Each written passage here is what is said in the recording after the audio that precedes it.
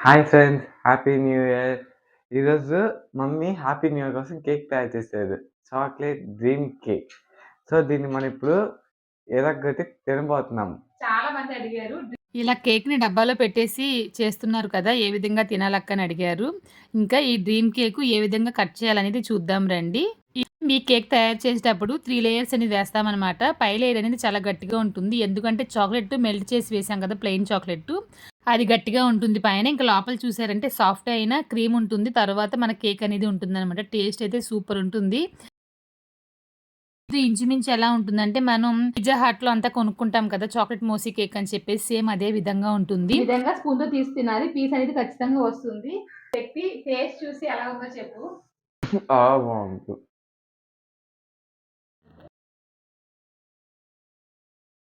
తినేసి chocolate cake ఎలా ఉంది? చాలా బాగుంది. కట్ చేసి